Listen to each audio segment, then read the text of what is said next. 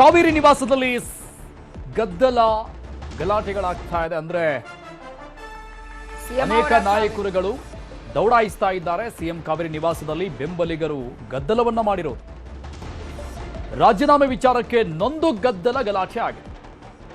ಒಂದು ಕಡೆ ಅನೇಕ ನಾಯಕರುಗಳು, ಸಚಿವರುಗಳು, ಶಾಸಕರುಗಳು ಎಡತಾಗ್ತಾ ಇದ್ರು. ಈಗ ಅವರ ಬೆಂಬಲಿಗರು ಗದ್ದಲ ಮಾಡ್ತಾ ಇದ್ದಾರೆ. ಇದ್ದಕ್ಕಿದ್ದಂಗೆ ಇಂಥದ್ದೊಂದು ನಿರ್ಧಾರ ಬೇಕಿತ್ತಾ ಅನ್ನೋದು ಸಿಎಂ ಕಾವೇರಿ ನಿವಾಸದಲ್ಲಿ ಬೆಂಬಲಿಗರು ಗದ್ದಲ ಮಾಡಿದ್ದಾರೆ. ಅವರ ಮೇಲಿರುವಂತಹ ಅಭಿಮಾನವನ್ನ ವ್ಯಕ್ತಪಡಿಸಿದ್ದು ಈ ರೀತಿಯಾಗಿ ಆಕ್ರೋಶ ಭರಿತರಾಗಿ ಮಾತನಾಡಿದ್ದಾರೆ ಸಿದ್ದರಾಮಯ್ಯನವರ ಬೆಂಬಲಿಗರು. ರಾಜೀನಾಮೆ ವಿಚಾರಕ್ಕೆ ನೊಂದು ಗಲಾಟೆ ಆಗಿದೆ. ಕಾಂಗ್ರೆಸ್ ಕಾರ್ಯಕರ್ತರು, ಸಿದ್ದರಾಮಯ್ಯನವರ ಬೆಂಬಲಿಗರು ಅನೇಕರು ಬಂದಿದ್ರು ಇವತ್ತು ಕಾವೇರಿ ನಿವಾಸದ ಮುಂಭಾಗದಲ್ಲಿ. ಹೇಗೆ ನಮ್ಮ ನಾಯಕರು ಇದ್ದಕ್ಕಿದ್ದಂಗೆ ರಾಜೀನಾಮೆ ಕೊಟ್ಟು ಬಿಡ್ತಾರೆ ಅಂತ ಗದ್ದಲವನ್ನ ಮಾಡಿದ್ದಾರೆ. ಒಂದು ಹೈ ಡ್ರಾಮಾ ನಡೆದಿದೆ. ಅವರ ಮೇಲಿರುವಂತಹ ಅಭಿಮಾನವನ್ನ ಈ ರೀತಿಯಾಗಿ ತೋರಿಸಿರೋದು. ಸಿದ್ದರಾಮಯ್ಯ ಪರ ಘೋಷಣೆ ಕೂಗಿ ತಮ್ಮ ಬೇಸರವನ್ನ ವ್ಯಕ್ತಪಡಿಸಿದ್ದಾರೆ. ರಾಜೀನಾಮೆ ಕೊಡೋದು ಬೇಡ, ನೀವೇ ಮುಂದುವರಿರಿ ಎನ್ನುವಂತಹ ತಮ್ಮ ಬೆಂಬಲವನ್ನ, ಇಂಗಿತವನ್ನ ವ್ಯಕ್ತಪಡಿಸಿದ್ದು ಸಿಎಂ ಸಿದ್ದರಾಮಯ್ಯನವರ ಬೆಂಬಲಿಗರು ಸಿಡಿದೆದ್ದಿರೋದಿದು. ಅಂದ್ರೆ ಅವರ ಪರವಾಗಿ ನೀವು ಮುಂದುವರಿಬೇಕು, ರಾಜೀನಾಮೆ ಕೊಡುವ ಹಾಗಿಲ್ಲ ಅಂತ ಬೆಳಿಗ್ಗೆಯಿಂದಲೂ ಅನೇಕ ಜನ ಮಾತನಾಡ್ತಾ ಇದ್ರು. ಅಲ್ಲಿ ಬಂದಂತವರು ಕಾಂಗ್ರೆಸ್ಗೆ ಅನಿವಾರ್ಯ ಸಿಎಂ ಆಗಿ ಸಿದ್ದರಾಮಯ್ಯನವರು ಇರಬೇಕಾಗಿರುವಂಥದ್ದು. ಏಕಾಏಕಿಯಾಗಿ ಅವರನ್ನ ಕುರ್ಚಿಯಿಂದ ಕೆಳಗಿಳಿಸಿದ್ರೆ, ಸಿಎಂ ಸ್ಥಾನದಿಂದ ಕೆಳಗಿಳಿಸಿದ್ರೆ ಮುಂದೆ ಸರಿ ಆಗಿರೋದಿಲ್ಲ. ಪಕ್ಷಕ್ಕೆ ದೊಡ್ಡ ಮಟ್ಟದ ಡ್ಯಾಮೇಜ್ ಆಗುತ್ತೆ, ಅಧಿಕಾರಕ್ಕೆ ಬರೋದೇ ಕಷ್ಟ ಆಗ್ಬಿಡುತ್ತೆ. ಈ ರೀತಿಯಾದಂತಹ ಹಲವು ರೀತಿಯ ವ್ಯಾಖ್ಯಾನಗಳನ್ನ ಸಿಎಂ ಸಿದ್ದರಾಮಯ್ಯನವರ ಅಭಿಮಾನಿಗಳು, ಕಾಂಗ್ರೆಸ್ನ ಹಲವು ಕಾರ್ಯಕರ್ತರು ಅವರ ಅಭಿಮಾನದಿಂದ ಈ ರೀತಿಯಾಗಿ ಹೇಳಿಕೆಗಳನ್ನು ಕೊಡ್ತಾ ಇದ್ರು. ಈಗ ಒಂದಿಷ್ಟು ಜನ ಬಂದಿರುವಂತಹ ದೃಶ್ಯವನ್ನ ನೋಡ್ತಾ ಇದ್ದೀವಿ. ಕಾವೇರಿ ನಿವಾಸದ ಮುಂಭಾಗದಲ್ಲಿ ನೂರಾರು ಜನ ಸೇರ್ಕೊಂಡಿದ್ದಾರೆ. ಎಲ್ಲರೂ ಕೂಡ ಸಿಎಂ ಸಿದ್ದರಾಮಯ್ಯನವರ ಅಭಿಮಾನಿಗಳು. ಬಹಳ ದೂರದ ಊರುಗಳಿಂದ ಬಂದಂತವರು. ಬೆಳಿಗ್ಗೆಯಿಂದಲೂ ಕೂಡ ಈ ರೀತಿಯಾಗಿ ಜನರು ಬರ್ತಾನೆ ಇದ್ದಾರೆ ಅವರಿಗೆ ಬೆಂಬಲವನ್ನ ಕೊಡೋದಕ್ಕಾಗಿ. ಯಾಕೆ ರಾಜೀನಾಮೆ ಕೊಡ್ತಾ ಇದ್ದೀರಿ ನೀವು ಅಂತ.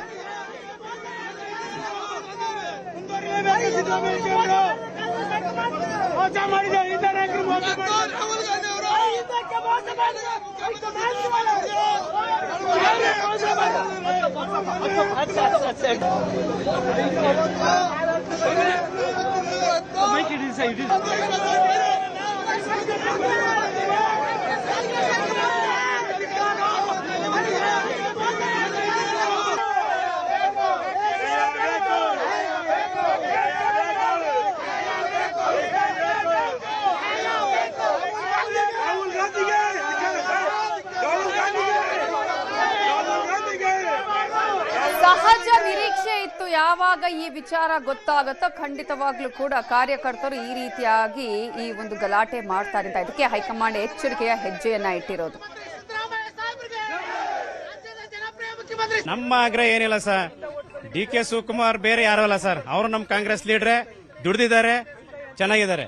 ನಮ್ಮ ಪ್ರಕಾರ ನಮ್ಮ ಸಾಹೇಬರು ಯಾವುದೇ ಕಾರಣಕ್ಕೂ ಒಂದು ಏನು ಇವತ್ತಿನವರೆಗೂ ಒಂದು ಕಪ್ಪು ಚುಕ್ಕಿ ಇಲ್ಲ ಸರ್.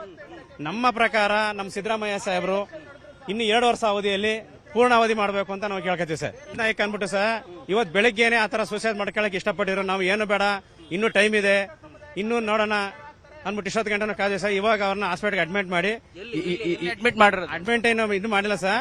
ಅಷ್ಟೊತ್ತು ನಾವು ಆತ್ಮಹತ್ಯೆ ಮಾಡಿ ಇದು ಮಾಡ್ಕೊಂಡಿದ್ರು. ನೆನೆ ಏನ್ ತಗೊಳಕ್ ಆಯ್ತಲ್ಲ ಸರ್. ಸಿದ್ದರಾಮಯ್ಯ ಸಾಹೇಬರು ರಾಜೀನಾಮೆ ಸುದ್ದಿ ಕೇಳಿ ಆತಂಕ ಪಟ್ಕೊಂಡು ಅಸ್ವಸ್ಥರಾಗಿದ್ದಾರೆ ಸರ್.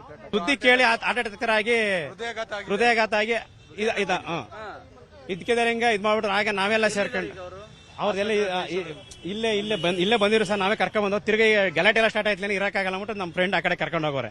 ಇಲ್ಲೇ ಬೆಂಗಳೂರಲ್ಲಿ ಇಲ್ಲೇ ಬೆಂಗಳೂರಲ್ಲೇ ಕ್ಷೇತ್ರದವರು ಕ್ಷೇತ್ರ ದೇವೇಗೌಡ ಸಿದ್ದರಾಮಯ್ಯ ಸಾಹೇಬ್ರ ಪಕ್ತವ್ರೆ ನಾವು.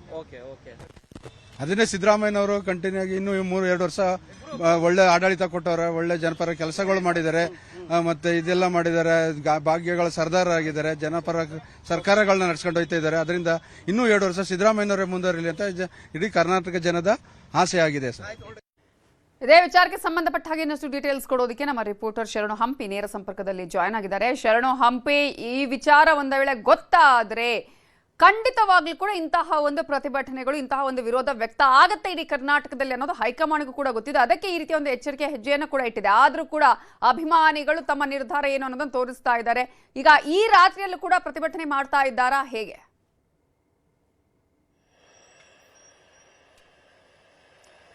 ನವಿತಾ ಈಗಲೂ ಕೂಡ ಕೆಲ ಅಭಿಮಾನಿಗಳು ಏನಕ್ಕೆ ಯಾಕಂದ್ರೆ ಕೃಷ್ಣದ ಮುಂದೆ ಕಾವೇರಿ ಮುಂದೆನೆ ಸಿಎಂ ಸಿದ್ದರಾಮಯ್ಯ ಯಾವಾಗ ಬಂದ್ರು ಜಸ್ಟ್ ಬಂದ್ ಕೂಡಲೇ ಎಲ್ಲ ಅಭಿಮಾನಿಗಳೆಲ್ಲರೂ ಕೂಡ ಆಗಮಿಸಿ ಘೋಷಣೆ ಕೂಗುವಂತ ಕಾರ್ಯನೂ ಕೂಡ ಮಾಡಿದ್ರು. ನಮಗೆ ನ್ಯಾಯ ಬೇಕು, ಸಿದ್ದರಾಮಯ್ಯ ಅವರು ಸಿಎಂ ಆಗಿ ಮುಂದುವರಿಬೇಕು ಅಂತ ಹೇಳಿ ಆಗ್ರಹವನ್ನು ಕೂಡ ವ್ಯಕ್ತಪಡಿಸಿದ್ರು. ಈಗ ವರ್ಣಾ ಕ್ಷೇತ್ರದಿಂದ ಬಂದಿರುವಂತ ಅಭಿಮಾನಿಗಳೆಲ್ಲರೂ ಕೂಡ ಹೇಳ್ತಾ ಇರೋದು ಸಿದ್ದರಾಮಯ್ಯ ಅವರ ಪರವಾಗಿ ಘೋಷಣೆ ಕೂಗ್ತಾ ಇದ್ದಾರೆ ಮತ್ತು ನ್ಯಾಯ ಬೇಕು ಅಂತ ಹೇಳಿ ಘೋಷಣೆ ಕೂಗ್ತಾ ಇದ್ದಾರೆ. ಇದರಲ್ಲಿ ಕೆಲವರು ಆತ್ಮಹತ್ಯೆಗೂ ಯತ್ನವನ್ನು ಮಾಡುವಂತ ಕಾರ್ಯನು ಕೂಡ ಮಾಡಿದ್ರೆ, ಅದನ್ನು ವಿಡಿಯೋದಲ್ಲಿ ಕೂಡ ತೋರಿಸುವಂತ ಕಾರ್ಯನು ಕೂಡ ಮಾಡಿದ್ದಾರೆ. ಅವ್ರನ್ನೇ ಮಾತಾಡ್ತಾ ಹೋಗೋಣ. ಎಲ್ಲಿಂದ ಬಂದಿದ್ದೀರಿ, ಏನ್ ಮಾಡ್ತಾರೆ ಅಂತ ಸರ್? ಎಲ್ಲಿಂದ ಬಂದಿದ್ದೀರಿ, ಏನ್ ಸರಿ? ಕ್ಷೇತ್ರದವರು ಆಲತ್ತೂರು ಅಂತ. ನಮ್ ಸಾಹೇಬ್ರೇನಾದ್ರು ಇವತ್ತು ಇಳಿಸ್ಬಿಟ್ರೆ ಮೇಲೆ ಹೈಕಮಾಂಡ್ ಇನ್ನು ನಮ್ ಕರ್ನಾಟಕದಲ್ಲಿ ಇಲ್ವೇ ಇಲ್ಲ, ಬೇರೆ ಪಕ್ಷನೇ ತಿಳ್ಕೊಬಿಡಿ. ಸಾಹೇಬ್ರ ಜೊತೆಲೆ ಅವ್ರು ನಿರುದ್ಧವಾಗಿ ಮನಗೋದ್ರ ಎಲ್ಲ ಜನಾಂಗು ಮನೇಲಿ ಏನು ಈಗ ರಾಜೀನಾಮೆ ಕೊಡ್ಲಿಕ್ಕೆ ಮುಂದಾಗಿದ್ದಾರೆ ಅಂತಾನೆ ಹೇಳ್ತಾ ಇರೋದು. ನಾಳೆ ರಾಜೀನಾಮೆ ಕೊಡ್ತಾರೆ ಅಂತ ಹೇಳಿ. ಕೊಡಿಸಬಾರ್ದು, ಅದಕ್ಕಾಗಿ ಮಾಡ್ತಾ ಇರೋದು ನಾವು. ಅವ್ರು ಕೊಡಿಸಬಾರ್ದು, ಹೈಕಮಾಂಡ್ ಕೊಡಿಸಬಾರ್ದು. ಹೈಕಮಾಂಡ್ ಅಲ್ಲೇ ಇರೋದು. ಈಗ ತಡೆಗೆ ಇಟ್ಟು ಯೋಚನೆ ಮಾಡ್ಲಿ. ಅವರು ಸುಮ್ನೆ ಏಕಾಏಕಿ ಇಳಿಸ್ಬಿಟ್ರ ಸಾಹೇಬ್ರು ಮನ್ಗೋಗ್ ಕುಂತ್ಕಂದ್ರೆ ಇಡೀ ನಮ್ ಕರ್ನಾಟಕದಲ್ಲಿ ಇನ್ನಿಲ್ಲ, ಮತ್ತೆ ಕಾಂಗ್ರೆಸ್ಸೇ ಇಲ್ಲ, ಯಾವ ಪಕ್ಷ ಬೇರೆ ಯಾರು ಬರ್ಲಿ ಅದ್ ಗೊತ್ತಿಲ್ಲ, ಬರಲ್ಲ. ನಾಳೆನಾರ ಸಿಎಂ ಅವರು ರಾಜೀನಾಮೆ ಕೊಟ್ರೆ ಅಹಿಂದ ವರ್ಗದವರೆಲ್ಲ ರಾಜ್ಯಾದ್ಯಂತ ಪ್ರತಿಭಟನೆ ಮಾಡೇ ಮಾಡ್ತೀವಿ. ರಾಹುಲ್ ಗಾಂಧಿ ಅವರು ಕೈ ಮುಗಿದು ಕೇಳ್ಕೊಳ್ಳೋದು ಇಷ್ಟೇ, ಇನ್ನು 2 ವರ್ಷ ಅವ್ರನ್ನ ಪೂರ್ಣಾವಧಿ ಮಾಡಕ್ಕೆ ಬಿಡಿ ಅಂತ ನಾವು ಕೇಳ್ಕೊತೀವಿ. ಸುರ್ಜೇವಾಲಾ ಆಗಿರ್ಬೋದು, ವೇಣುಗೋಪಾಲ್ ಆಗಿರ್ಬೋದು, ಎಲ್ಲರಿಗೂ ನಾವು ರಿಕ್ವೆಸ್ಟ್ ಮಾಡ್ಕೊಳ್ಳೋದು ಇಷ್ಟೇ, 2 ವರ್ಷ ಇನ್ನು ಪೂರ್ಣಾವಧಿಯಾಗಿ ಸಾಹೇಬರು ಮುಂದುವರಿಲಿ. ಯಾಕಂದ್ರೆ ಅವರು ಕರ್ನಾಟಕನ ಈಗ 8 ವರ್ಷದಿಂದ ಏನು ನಡ್ಸ್ಕೊಂಡ್ ಬಂದಿದ್ದಾರೆ, ಎಲ್ಲರಿಗೂ ಬಡವರಿಗೆ ತುಂಬಾ ಒಳ್ಳೇದಾಗಿದೆ. ಅವ್ರನ್ನ ಇನ್ನು 2 ವರ್ಷಕ್ಕೆ ಪೂರ್ಣಾವಧಿ ಮಾಡ್ಲಿ ಅಂತ ನಾವು ಕೇಳ್ಕೊತೀವಿ. ಮಾತು ಕೊಟ್ಟಂತೆ ರಾಜೀನಾಮೆ ಕೊಡ್ತಾ ಇದ್ದಾರೆ ಅನ್ನೋದು ಈಗ ಚರ್ಚೆ ನಡೀತಾ ಇರೋದು. ಏನ್ ಹೇಳ್ತಾರೆ ಸರ್? ನಮ್ಮ ಪ್ರಕಾರ ಇಲ್ಲಿ ಏನಾಗಿದೆ ನಮಗೂ ಗೊತ್ತಿಲ್ಲ ಸರ್. ಮಿನಿಸ್ಟರ್ಗಳಿಗೆ ಗೊತ್ತಾಯ್ತಲ್ಲ, ಇನ್ನು ಸಾಧಾರಣ ಜನಗಳು ನಮ್ಗೆ ಒಳಗಡೆ ಏನ್ ನಡೀತಿದೆ, ಹೊರಗಡೆ ಏನ್ ನಡೀತಿದೆ ಏನು ಗೊತ್ತಿಲ್ಲ. ನಮ್ಗೆ ಬೇಕಾಗಿರೋದು ಸಾಹೇಬರು ಮುಖ್ಯಮಂತ್ರಿಯಾಗಿ ಕಂಟಿನ್ಯೂಷನ್ ಆಗ್ಬೇಕು. ಸಾಹೇಬರು ಬಂದು ದಲಿತರು, ಹಿಂದುಳಿದವರು, ಅಲ್ಪಸಂಖ್ಯಾತರು, ಎಲ್ಲ ಬಡವರು ಇಲ್ಲಿ ತನಕ ಸರ್ 3 ಟೈಮ್ ಅನ್ನ ತಿಂತಿರೋದು ಸಾಹೇಬ್ರ ಕಡೆಯಿಂದನೇ ಸರ್. ಯಾಕಂದ್ರೆ ಹಿಂದೆ ನೋಡಿ 5 ವರ್ಷದ ಹಿಂದ್ಗಡೆ 8 ವರ್ಷದ ಹಿಂದ್ಗಡೆ ಹೋಗಿ ಯಾವ್ಯಾವ ಊರಲ್ಲಿ ಒಂದೇ ಒಂದು ಡಾಂಬರ್ ಇಲ್ಲ, ಸೈಕಲ್ ಗುಂಡು ಸೈಕಲ್ ತಿರುಗಾಡಕ್ಕಾಗಿಲ್ಲ ಅಂತ ರಸ್ತೆಗಳಿಗೆ ಡಾಂಬರ್ ಹಾಕ್ಬಿಟ್ಟಿದ್ದಾರೆ. ಪೂರ್ತಿ ಕ್ಷೇತ್ರದಲ್ಲಿ ಇಂಪ್ರೂವ್ಮೆಂಟ್ ಮಾಡಿದ್ರು ಅವರು ಸರ್. ಇವತ್ತು ಹೈಕಮಾಂಡ್ ಏನೋ ಬಲವಂತವಾಗಿ ಇವ್ರನ್ನ ಕರ್ಸ್ಕೊಂಡಿದ್ದಾರೆ. ಇದ್ರನ್ನ ಅನುಭವಿಸೋದು ಹೈಕಮಾಂಡ್ ಅನುಭವಿಸುತ್ತೆ. ಈಗ ಸಾಹೇಬ್ರ ಮುಖ ನೋಡ್ಕೊಂಡು ಇಡೀ ಕರ್ನಾಟಕದಾದ್ಯಂತ MP ಸೀಟ್ಗಳು ಕೊಟ್ಟಿರೋದು.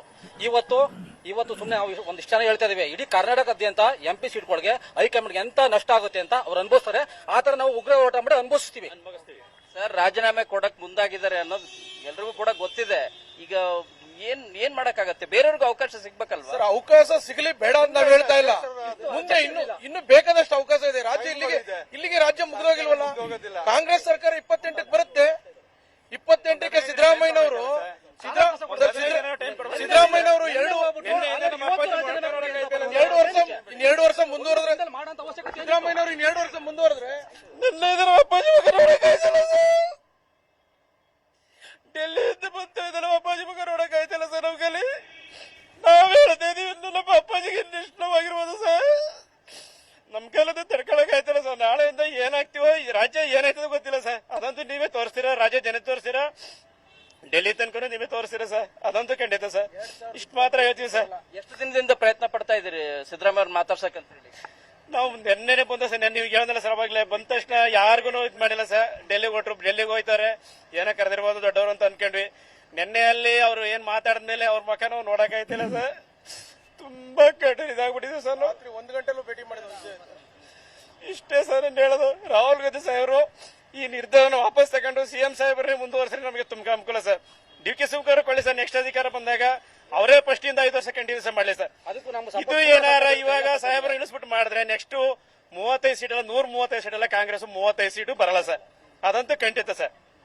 ಅವಾಗ ನಿರ್ಧಾರ ಮಾಡ್ಬಿಟ್ಟಿದ್ದಾರೆ ಸರ್, ಎಲ್ಲ ನಿರ್ಧಾರ ಆಗಿದೆ. ದಿಢೀರ್ ಅಂತ ಸರ್ ಒಂದ್ ತಿಂಗಳು 2 ತಿಂಗಳು ಟೈಮ್ ಬೇರೆ ತಗೋಬೇಕಲ್ಲ ಸರ್ ನಮ್ಮ ಸಾಹೇಬರಿಗೆ. ಹಿಂಗ್ ಕರೆದ್ಬಿಟ್ಟು ಹಿಂಗೆ ನೀವು ರಾಜೀನಾಮೆ ಕೊಡ್ಲೇಬೇಕಂತ ಹೇಳ್ಬಿಟ್ರೆ ನಾವೆಲ್ಲ ಏನಾಗಬೇಕು ಸರ್? ಕಾರ್ಯಕರ್ತರು ಏನಾಗಬೇಕು, ಇಡೀ ರಾಜ್ಯ ಜನತೆ ಏನಾಗಬೇಕು ಸರ್?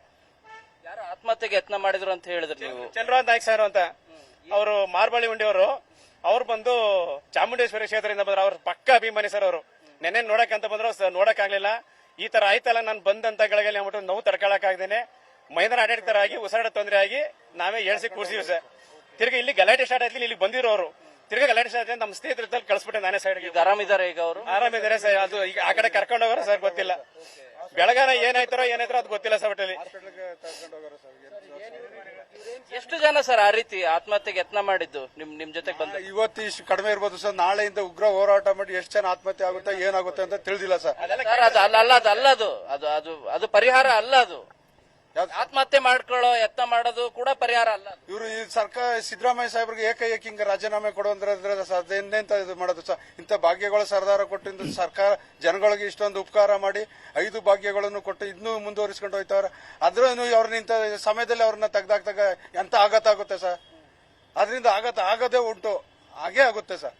ಹಿಂಗ ದಿಢೀರ್ ಇದಾದಾಗ ಡಿ ಕೆ ಶಿವಕುಮಾರ್ಗೆ ಅವಕಾಶ ಸಿಗಬಾರ್ದು ಅಂತೀರಾ ಸಿಎಂ ಅಂತ ಹೇಳ್ತೀವಿ. 2028ಕ್ಕೆ ಎಲೆಕ್ಷನ್ ಇದೆ ಸರ್. ಅವ್ರ ಪರವಾಗಿ ಹಿಂದುಳಿದ ವರ್ಗದವರು ಎಲ್ಲ ಜನದವರು ಹೋರಾಡಿ ಸರ್ಕಾರ ತರ್ತೀವಿ ಸರ್. ಕಾಂಗ್ರೆಸ್ ಸರ್ಕಾರ ಮುಂದೆ 5 ವರ್ಷನೂ ಅವರೇ